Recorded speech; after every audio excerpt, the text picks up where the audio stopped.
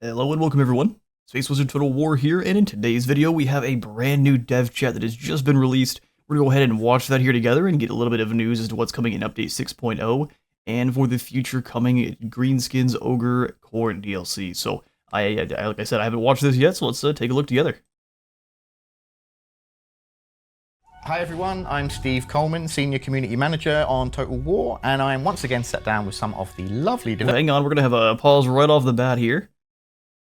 I see some actual art now, so we've got good old Goldfag, Skulltaker, and our Greenskin boy. I don't know, the art for the Maneater is incredible here. This gives me some some throwback to Three Kingdoms where they were going to do the northern tribes. Maybe that's a little bit too soon. Anyway, back to it. Development team for Warhammer 3. We're going to talk a little bit more about the next DLC and Update 6.0. So before we dive into that, let's do some quick introductions. Everybody knows Rich. Welcome, Rich. Hello, everyone. Yeah, I'm Rich. I'm the game director. I look after the entirety of the Total War Warhammer trilogy. Josh, a new face. Ooh, a fellow Josh. Tell us who you are, what you do, and maybe just some highlights of stuff you've worked on in the past. Certainly. So, I'm Josh. I'm a battle designer on the Warhammer 3 DLC team, and I had the absolute pleasure of working on Chaos Dwarfs and, of course, Thrones of Decay. And yeah, just like with those DLCs, I really can't wait for everyone to see what we've got lined up for this. If Josh was on Chaos Dwarves and Thrones of Decay, that means we've got some good stuff here. I paused it at a pretty inopportune time here for our boy. We'll go ahead and keep going. Awesome, thanks Josh. And Chris, another new face to our videos. Who are you? What do you do? And what have you done before? And welcome, Chris. So my name's Chris. I'm the project audio director on Warhammer 3 DLC, and I've worked on various bits of Total War games in the past. I think my favourite, actually, the one I started off with was Warhammer 2 DLC, which was Silence of Fury. So I remember working on the Coatl on that one. That was quite... Ah, so you are to blame for the beaked Coatl. good fun, so yeah. Awesome, and thanks for being here with us today. Like before, let's jump in with a little update on where we're at with development. So, Rich, do you want to give us a little update on what's happening at the moment? Yeah. We're into the thick of it. So I think last time we said that we were fully, moving into the iteration period. So we're still in that. We're still playing the game. We're still looking at what we need to improve and change. And I think she wanted solve some of the puzzles. So that's what we're still focused on: fixing some bugs, making changes around that. And I'm sure Chris will tell you a little bit more about the audio side of that as well. Yeah, our team are very, very busy. We're flat out at the moment, so all the amazing work that the character artists and animators and VFX artists have done, it's now all culminating in the audio phase now. So, well, that means pretty much everything is done up to just putting the audio and adding it in over on top of the models for their animations and stuff. That is glorious to hear. It means we are getting very close to this DLC. Let me do some play testing for you, lads. I promise. It'll be glorious. we take all that stuff and our team just help bring the world of and characters from Warhammer Total War to life. Awesome. Thanks. Yeah, we'll look a bit more into that a bit later on. Is there anything new that we can reveal today about the factions, like some new units or some bits you've been working on that you'd like to talk about today? I mean, Josh, if we pass over to you, maybe if you want to talk about the Ogres, if there's anything you can reveal to us today about what's coming with them? Oh, absolutely. We could start off with the Paymaster. Quite an interesting unit because we all know that Alright then. Look at this guy. Oh, we got a couple of variants. I'm sure modders are going to add us a few more, but these guys look great. Look at the medallion or a hook. There's a pay chest just all over them. Awesome. Let's see exactly what these guys are about. the Ogres love their meat, but there's also one other thing that they absolutely love, and that's their gold. And the Paymaster sort of serves to be that reminder in the battle that if he dies, or if you're not performing well enough in battle, you're not getting paid. So he'll sort of fulfill that support role that the Ogres don't necessarily have in combat, and will specialise in primarily in enhancing a battle unit's capabilities in combat. So basically you're going to want one of these in every single army. That's what I heard. Support units. Let's go. You've been doing audio for Paymaster, I assume, as well. So is there anything you can tell us about that? How's that been? Yeah, so whenever we're looking at a unit, we're always trying to think about what's something unique about them or some characteristic we want to bring to life with the sound. And so the sound design team have done a really good job bringing out, you'll hear sort of gold and chains and, all clinking around. So it really brings out his characteristics. Yeah, he does like gold. Yeah, he's a big fan of the money. So yeah, that's just helps characterize him a little bit and bring him to life. Yeah. I think his little Noblar likes it as well. That sits on his shoulder or up by the chest or something. does, Yeah. What else is coming with the Ogres? There's got to be more that you can tell us. Oh, absolutely. One thing I think people will really like is the pigback riders. It's such an absurd unit when you think about Oh, we've got Noblar pigback riders? it. When you've got this vast, diverse world where you have giants, demons, and all sorts of monstrosities, and then you've got two Noblars piggybacking on each other. They're a fun unit. They're going to specialize as sort of a So see, now this I didn't expect. So we've got the Noblar piggyback boys. And yeah, no, that's great. They've each got themselves a different spear, and these guys having a much better time than this one, obviously. Let's hear what they're all about. early anti-large infantry for the Ogres. Very well coordinated as well, as you can imagine, for well, individuals such as them on the battlefield. Yeah. They'll be a bit difficult to hit, but they'll be well worth the cost and, well, recruitment in combat. And the other thing I would like to talk about in regards to them is they'll have a regiment of renown. Nice. These guys, ROR piggyback boys. They're even more. Let's go. They're even more absurd. They have ventured into Bretonia, spent a bit of time there, and sort of enhanced their, let's say, jousting skills. So they'll be bringing a lot of Bretonian gear into combat, all the helmets, the lances, and such. Yeah, before I haven't seen the pictures yet, but I've already got an image of in my mind of what that's going to look like. So I'm looking forward to that. They are. Piggyback rider knights. Listen, if these guys don't have both glorious charge and murderous charge, but some ridiculous, just like really, really poor stats, I would be very sad. Give them real defensive stats and give them some crazy traits, but just don't make them all that hitty. It'd be awesome. Punchy, if you will. Super cool. Absolutely. We're really excited by them. Elite premium ogre cavalry.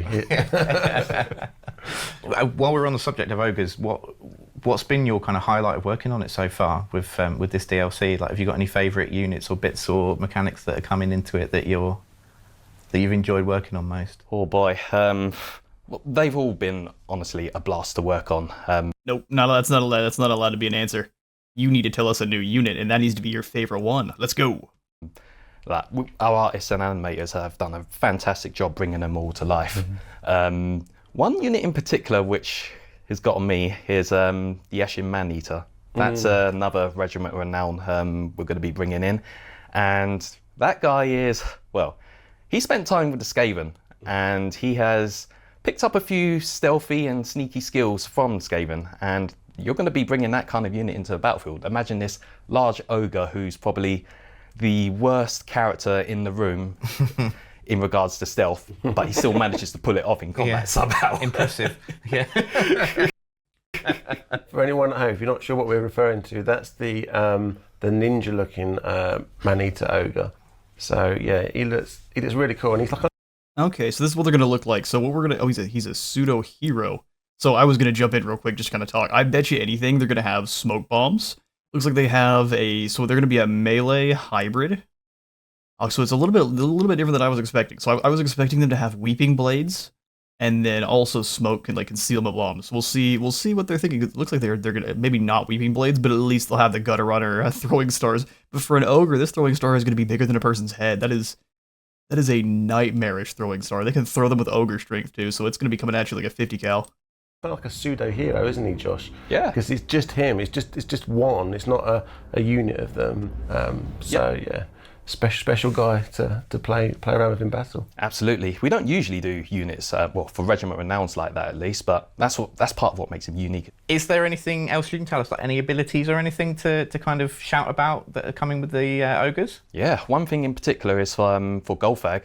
It's an ability called Deadeye. But in this case, since Golfag's one of the more oldest accomplished ogres, he's also been through a lot, survived a lot as well. So during that time, you tend to pick up a lot of skills and proficiencies.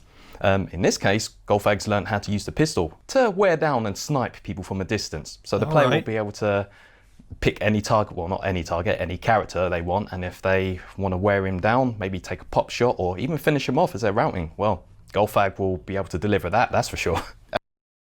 From what it sounds like there, Golfag's going to have a very similar ability to Yuan Bo's Execute, but it's probably going to be much more freely usable. We'll see how many times you get to use it, but that sounds pretty terrifying. It's likely just a single one time you shoot him and it does a ton of damage. Probably pretty similar to something you can use even, I don't know, like Oxyotl or even Marcus Wolfhard. So maybe a terrifying sniper, or maybe something you can hopefully dodge if it's coming your way. We'll see. Let's have a look at Khorne. Let's not. Why not? Let's have a look at Orcs and Goblins. Rich, you're going to tell us a bit. Yeah. Stuff are we revealing? Yeah, absolutely. So we've talked a lot about Khorne recently, so I guess that's what we're not talking about now. I got my orders, I got my things the wrong way round. But yeah, Orcs and Goblins, there's some cool stuff coming. You might notice on the table, got a few Spider Riders down there. And there's a big reason around that. We're going to be doing Snagler Grobspit. He's going to be your legendary hero. So like we mentioned last time with Gorbad, that he's kind of a master of all the different, orcs and goblins and trolls and everything that makes up that their roster. This is now the forest goblins that are going to be coming to the party in Snagler. If you don't know too much about Snagler, he's an 8th edition character. He's a forest goblin that rides around a big old giant spider. We've actually had his regiment of renown, his boys, if you like, the Death Creepers, in since, crikey, what was it? Not Warden the Paunch, way back. King and the Warlord. So like really old school. So he's been hiding out somewhere in the Drakwild, and we finally caught him, and now we're sticking him in the game. And as you might imagine, for a forest goblin, he's all about poison.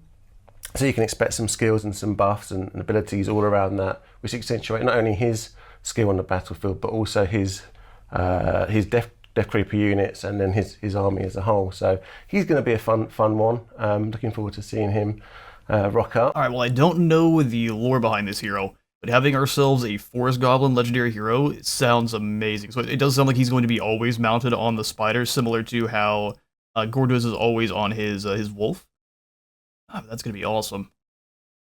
Yeah, no, so he likely, I mean, we're also going to have more Forest Goblins coming in with this DLC as well. I'll go ahead and shut up and let them continue, but this gives me high hopes that we're going to see a whole Forest Goblin theming coming here, at least a couple units. And then alongside that, we're also going to be introducing a new hero. So that's going to be the Night Goblin Big Boss. All right. And this hero is going to be all about, again... Look at this one.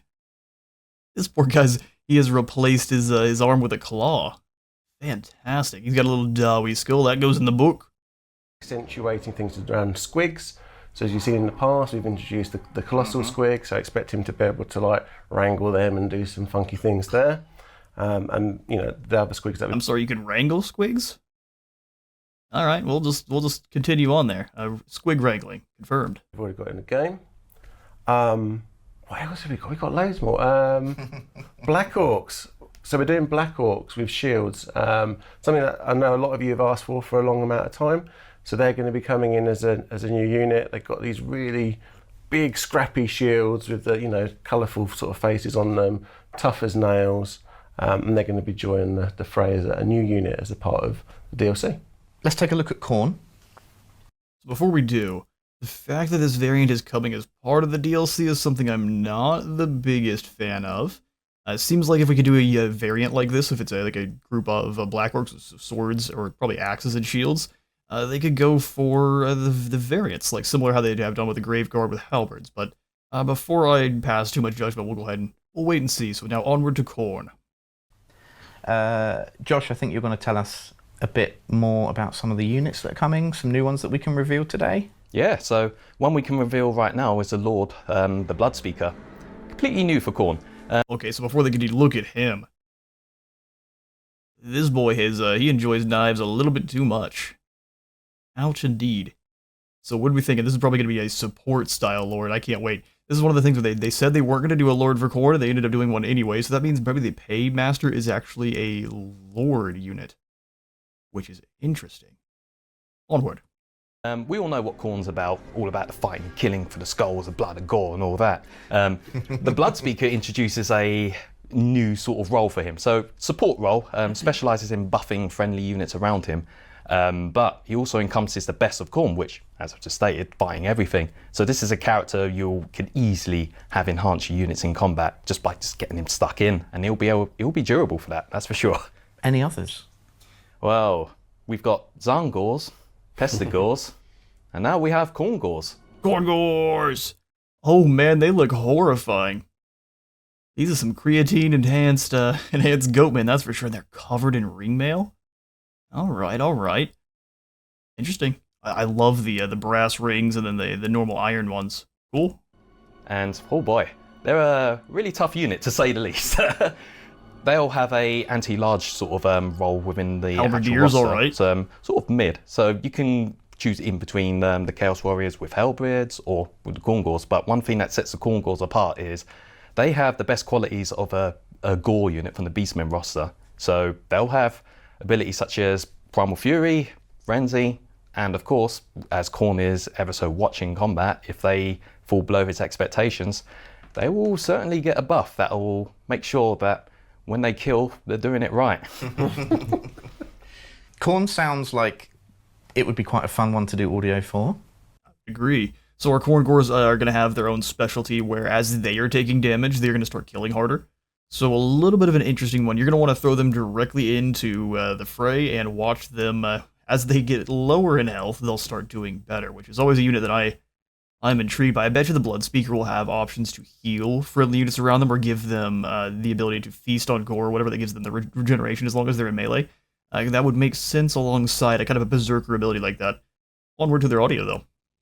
Has there been any kind of highlights of that process that you want to talk about, Chris? Yeah, Steve. I think as soon as we saw the roster for Khorne, I think it got our team pretty excited, and I know that the Slaughter Brute got one of our team members particularly excited. He's actually a metal singer in a band, and I think it was like a match made in heaven, really. So he wanted to lend his vocal skills.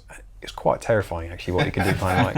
And yeah, the Slaughter Brute is without a doubt the angriest sounding creature on the battlefield at the moment. So yeah, I was just reviewing it this morning with the team, and it's. Are they going to show us, though? You're going to do a lot of talking about it. Let me hear the metal roar of our Slaughter Brute. Yeah, it's starting to sound really good.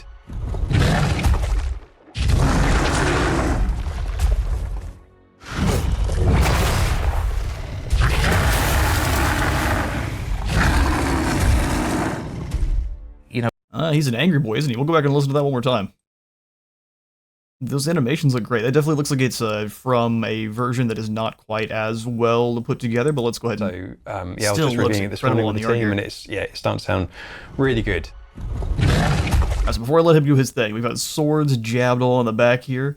It'd be interesting to see exactly what kind of abilities they're going to have with these guys. Like I said, I think in the lore, they actually link up with a sorcerer or something similar, and if one of them is slain, the other one goes crazy. So maybe they have something kind of along those lines. But if you know a little bit more about the Slaughter Brute lore, go ahead and throw that in the comments so everyone is a little bit more aware. But these guys look super heavily armored, and he looks like he's going to be a nightmare.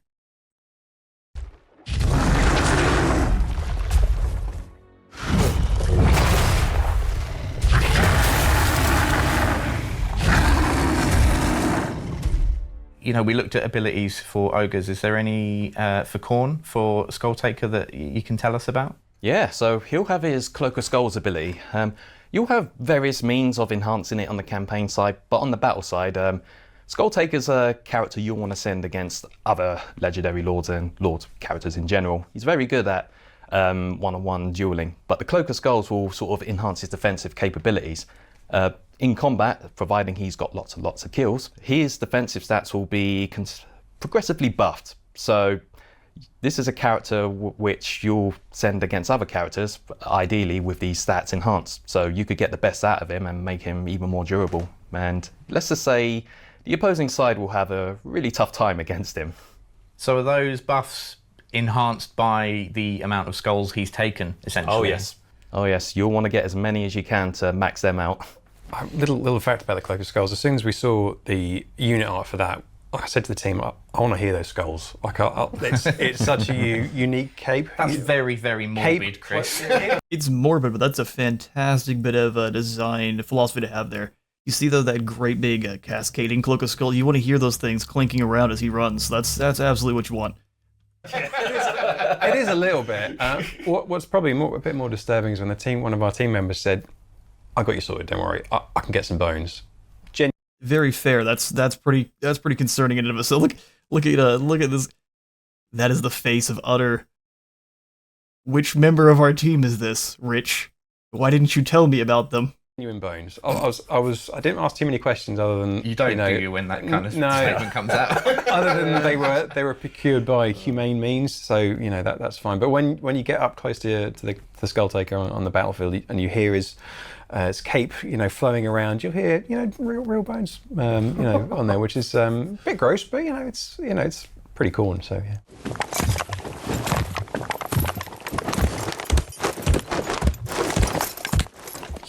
Oh yeah, no, that is gnarly. I'll just go back to using the good old one frame at a time. Because otherwise it's too far back. Look at him though. And again, this is it's definitely come from a little bit earlier footage, but he looks incredible. I would say it's actually probably fairly difficult to make the normal bloodletters, which he's a herald, but even more chosen. Make them even more unique looking than normal other heralds. This guy, I love the armor, the pauldrons, and his horns curling around these skulls. Oh, it's incredible. Alright, so we'll go back a little bit further. We can listen to his clanking bones once more. It's pretty cool, and so yeah.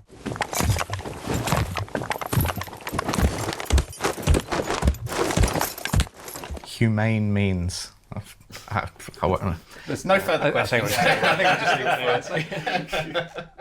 Obviously, with all this paid content as well, we also have the free stuff that comes, like the rebalancing, the patching, the bug fixes, the FLC, that sort of stuff.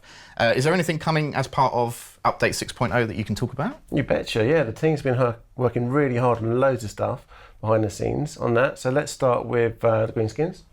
So the Greenskins are getting an update to the scrap system that we introduced in Warhammer 2 for War in the Paunch. So there's going to be some UI and UX changes there to just help the flow, make it feel a bit easier, get some of those nice upgrades that, you know, the orcs and goblins need for battle. So that should be a fun one. Now for the ogres.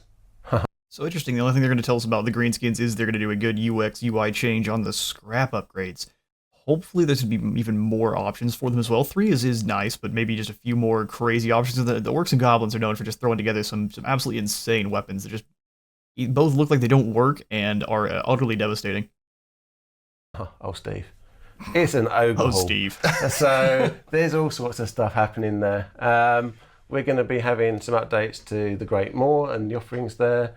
But one that I quite like is also what Josh was talking about earlier. So with the Ogre Paymaster, our new Lord.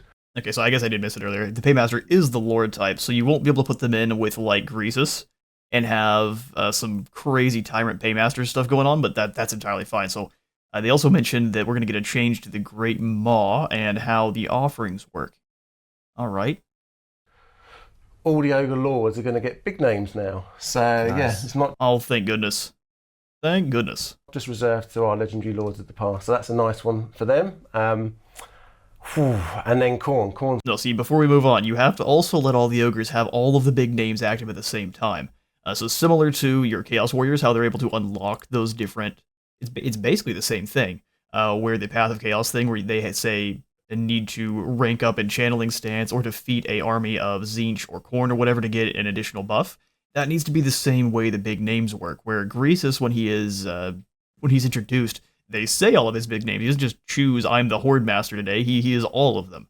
So it would be one of the things. It would be great change to make it so you have all of those names active as you are actually achieving them, so you don't have to choose between them. got a big one. Khorne's got a great one. They've got something called the Skull Throne. All their legendary lords are going to get access to this new panel, which... All right, look at this. The Skull Throne. Wound in the world. 1,000 skulls, demonic magic reaches into the empty air and pulls out eldritch wonders from the Chaos Realms. Khorne's way is simpler. A tear in the world, or a tear a wound in the world, and let it bleed. So for 5 turns, we will have the abilities summoned from beyond. Also, that's the good old original one where you just send skulls back to the throne. It's going to cost half, looks like, and it lasts for 5 turns. Interesting. There's different thresholds we'll be hitting as well. Which will feature a variety of different... Ooh, got to pause again. Gift of the Glory. 2,000 skulls, and this is going to be the secondary tier. You can see they're all 1,000 here, 2,000, 4,000, up to 8,000. So, good old 10-turn cooldown. Rejoice in his simple gifts, for they do not twist and spawn obscenities like those of the Lords of Decay. Delight in deception. but in simplicity, there is strength, and that is all we need. That'll be 2,000 skulls sent back to the throne. We gain the Hungering Blades passive, which we don't know what that does yet, but it sounds awesome. You're gonna. This one's got a placeholder. The Worldless Edict. You die when he says. You stop when he says. And he is not one for words. 4,000 skulls back, and we instantly replenish this faction leader's army. All the way up to full. Be accumulating through battles. Oh, we can't see the name of this one. By the Call of Champions, the Blood. I can't see all of this. His something surge forth, bearing tools of murder to fulfill Khorne's promise of everlasting war. So that's 8,000 skulls, and it instantly summons a Bloodhost army at your faction leader. That's a pretty strong ability there. And by that, late in the game, you'll have so many skulls that this will be nothing. Skulls, and of course, once you've got your skulls, you're going to be spending them in this feature. So you're going to be doing all sorts of things like getting army abilities or spreading Khorne corruption. And as you progressively spend the skulls there, you're going to progress up the tower and then get to some of the big juicy buffs at the end. So lots of skulls and lots of bones, Chris. The bone man over there, indeed. More skulls for the skull throne. Not sure I want that particular reputation. All right, Chris is now the Bone Man. It has been dubbed by Rich. Sorry, Chris. Yeah, it's okay. So yeah, we've mentioned in the past that the FLC content that's coming with this is going to be for Khorne. Mm-hmm. And I think the powers that be have given us permission to say who it is. I don't know why you're looking at me. Rich, are you ready? Take it away, Chris. This time around, our new Legendary Lord, free Volkia the Bloody. Legendary Lord will be Arbol. And he is a pretty exciting character. Oh, so we don't get more up-to-date art, but this still look at these glowy red horns. And this skull is, it is Wheaties, that's for sure. To work with, because his thing is, he wants to fight the biggest, baddest things on the battlefield. So, yeah, we wanted to make sure that he sounded, Oh, and there's the original best boy before Karanak. Great big, gigantic Fleshhound. Look at you. Oh yes, no, the Fleshhound armies are going to be riding in droves. This is gonna be awesome. Mighty and just giving it its all. So the Order team, the Dialogue team did a great job in really channeling that characteristic of him. Definitely a very different take and Skull Taker. So I think between him and Scarbrand, you got three pretty great, Khorne. I mean, as far as a different take from Skull Taker, we'll see a little bit. He's cavalry, but he still wants to fight the biggest, baddest thing on the battlefield, which is very corny. So we'll see. I can't wait to see exactly what is different about the two, because the fact that Rich is specifying that there are differences between them means that there's more than there's quite a bit more than we're seeing here just by what they're describing. Legendary Lords here to play with, and as Chris said, Arbol's all going to be about taking on these biggest battles for his feature called the Wrath of Khorne. So he's trying to do all the things in the eyes of Khorne himself, to be that great champion. And yeah, with playing around with ideas, which was playing to his lore as well. So if you dig deep on that, and if you hear about what happens to him if he wasn't to succeed, well, we've got some ideas around that. Ooh, that's a good. So we were all the creators have been kind of thinking, what are they going to do with Arbol? Because his kind of thing in lore is if he ever loses, I think he just immediately turns into a Chaos Spawn. And so it'd be interesting to take a legendary hero and make that part of his kit. So we'll see here. Or not a legendary hero, but a legendary lord, Let's just say. And that also brings the count to 100, I think, doesn't it? Yeah, can you believe it? Wait, Arbol's going to be our 100th lord? It's not going to be Nagash. Interesting. That is pretty crazy.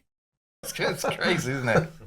Yeah, it's amazing. It's an amazing achievement. When we first started way back, and many of us have been working on the series for quite some time now, I don't think in our wildest dreams we'd get to that number. We knew there was lots to make, but yeah, it's quite a moment. Chris, let's talk a little bit more about audio and how all of that comes together.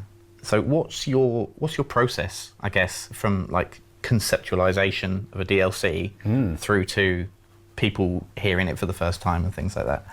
Well, I think any audio team is quite quite lucky to work on Total War Warhammer because it is such a rich world and as such an amazing character. So it is a playground for us to work in.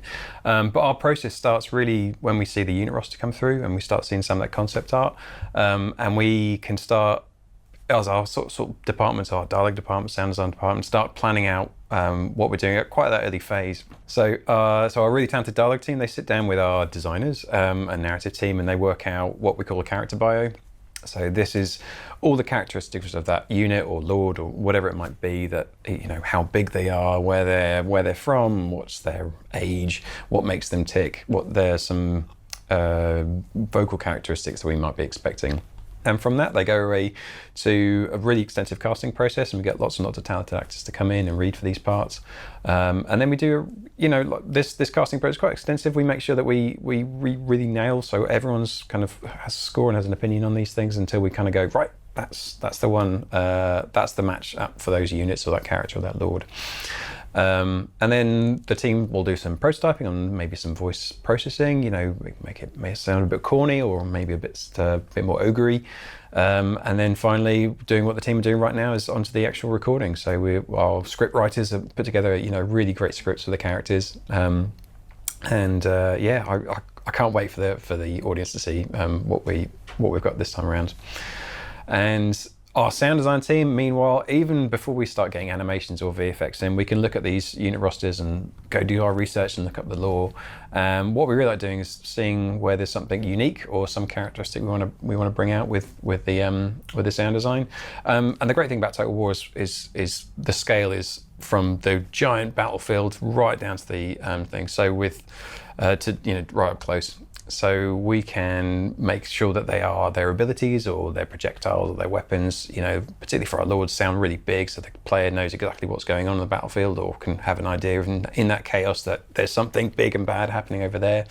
To the right up close to all the all the character movements. So we break our layers down into, you know, footsteps and character armor, so they might have something unique in their armor, right the way to their vocalizations as well. So we spend a lot of time making sure that all that language of stuff is brought together with the sound. So it's a really fun process. You don't really think about that when you're playing the game and you're hearing all the sounds together, that every single one of those sounds has had like a process that is laid. Very fair, and it's an awesome process. The whole audio design team for Total War, again, we've paused this on an unfortunate time here for our buddy. We'll move it on a little bit. But the audio design for Total War Warhammer has always been incredible since pretty much day one, and they just have seemingly gotten better with each DLC. So love to see what's coming with this next one. There's nothing for free in this, unfortunately. We've got to design everything from scratch. But the team have a really, really good time. It's challenging because, you know, the designers, they throw a lot at us and, you know, what they want to do. It's fun though. It's fun. Absolutely. And I'm not sorry.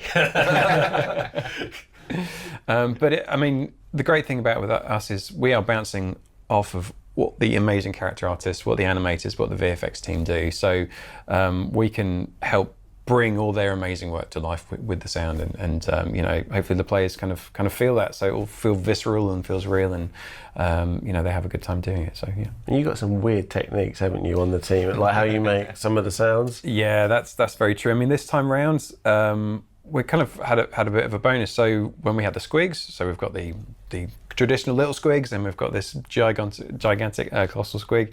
It's a chance for us. Colossal Squig, double confirmed. It was already confirmed, but that's a double confirmed Colossal Squig. To kind of maybe rework a little bit of the older content that we've got in the game, so we can make the squigs sound even squiggier, a bit gross. But of course we've got this giant one, so we really... They sound like bouncing mushrooms. So yeah, I'm sure just lots of moist, disgusting squidginess there, probably bouncing sponges on the ground. I want this guy to just sound really gross, and you know, the team kind of go above and beyond, and there's some when I saw the footage come through the recording session, because we've actually got a team out in Sofia of sound designers, and they really love recording stuff from scratch, and it was quite possibly the grossest recording session I've ever had. I'm pretty sure porridge and yogurt and all sorts of weird squishy things were involved to make, you know, bring out the inner squig from these characters. So yeah, it was quite. They went above and beyond. Yeah. They really did, and they certainly turned some people's stomachs here when they saw the footage. Actually, I think we've got the clip that we can show. So roll it.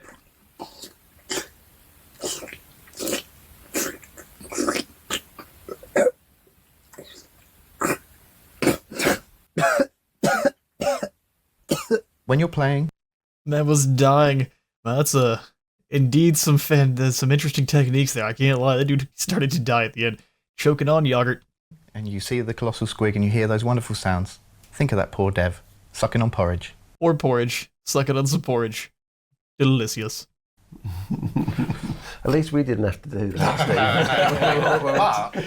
But speaking of that, It's true. group recordings. Group right? recordings, yeah. We love to get our devs involved. So I remember we have these emails that go out and say, right, okay, we need to do a group recording session for our Ogres or our Khorne units. And yeah, the team deliver and don't disappoint. And I think that we usually Thank you. Yeah. Steve did one as well this time around. Rich and I, we've done Yeah. some of the battle cries and stuff like that. So yeah, we're in there It was somewhere. good fun, wasn't it? It was great, although I couldn't speak for a day. No, I think my voice drops about 2 octaves after that. So everyone thinks I've got some horrendous cold afterwards. But yeah, it's really good fun, and you hear it in the game. You know, you get this, this sound of the army, right? It's and it's the team group do a great job processing and layering all this stuff together. So it's the units. You feel them on the units. Great. 3, 2, 1. For the Blood God! 3, 2, 1. For the Blood God! Okay, here we go. 3, 2, 1. Slaughter! Perfect. 3, 2, 1. Slaughter! And so once the team have done Just standing in a room shouting slaughter. That's not concerning for anyone. Oh, I love it.